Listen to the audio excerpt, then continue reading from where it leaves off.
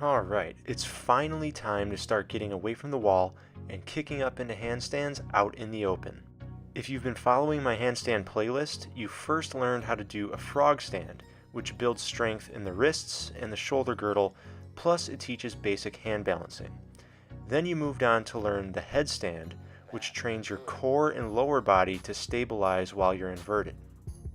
Then you learned how to do handstands up against the wall, which are great for working on your alignment and just total strength for holding yourself upside down. But there's a catch. Once you start doing handstands against the wall can become a crutch. That's why balance training is important. Once you can hold a handstand against the wall for 20 seconds or more, I recommend starting your balance training. And in this video, I'm going to teach you how simple the approach can be. It doesn't have to be overcomplicated. And I assure you, you'll be holding handstands out in the open sooner than you think.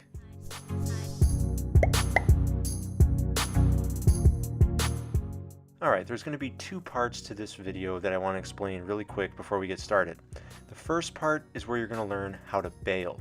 Bailing out is basically just safely exiting a handstand so you don't hurt yourself. Once you know how to bail safely, then we move on to part two, which is learning how to balance. So now that you know the basic format of the video, let's get started learning how to bail. Alright, first I'm going to demonstrate how I bail out, and then we're going to slow it down and look at it more closely. So what I do is I basically kick up, I pivot on one arm, and twist to the side to land on my feet. Now that's easier said than done, so let me demonstrate again, and this time we're going to slow it down and take a detailed look at it.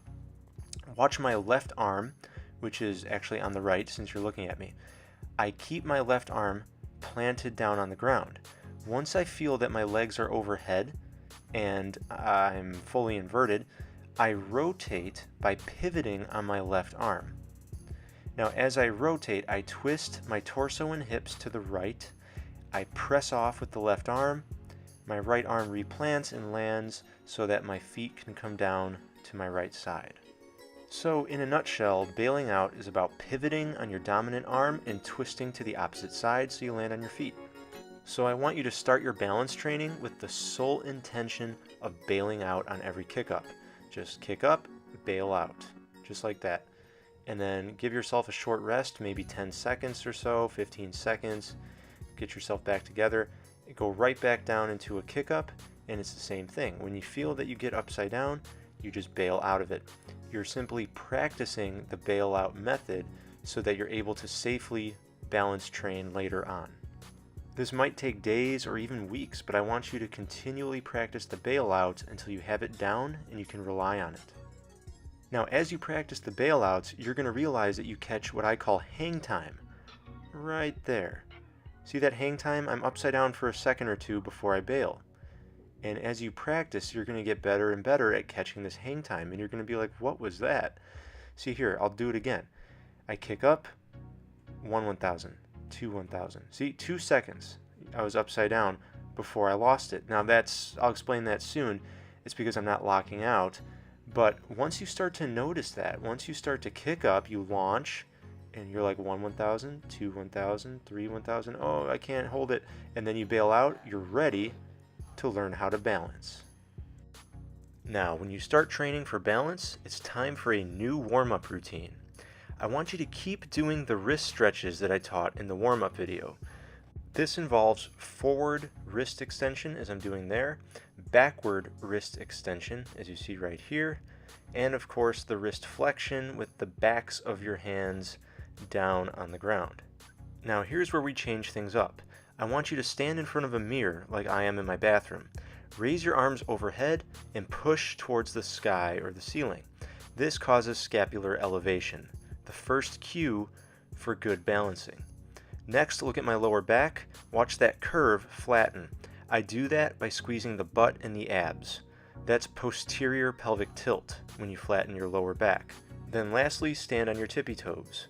Standing on your toes will create leg tension by contracting your thighs and calves, and that is the third cue for good balance. So how about a quick review so that you memorize these three cues? First cue is pushing up towards the sky for scapular elevation. Second cue, watch my lower back, is posterior pelvic tilt, which is caused by squeezing the abs and glutes. Suck it in and thrust the pelvis forward. Third cue is to point the toes, and when you're standing, you accomplish that by standing on your tippy toes. So you're going to do one set engaging the 3 cues in a standing position like I am right here. Then you're going to go to the floor and you're going to engage the 3 cues while lying on the floor. And you probably recognize this from the warm-up routine I originally taught. This is the hollow body. But if you look at the hollow body, it is essentially the same thing. You're pushing up towards the sky, tilting the pelvis for posterior pelvic tilt, and you're creating leg tension by pointing the toes. Then after one set of hollow body, you're going to go into a chest to wall handstand, and again you're activating the 3 cues. Elevating the scapula by pushing, you're tilting the pelvis into posterior pelvic tilt, and you're pointing the toes.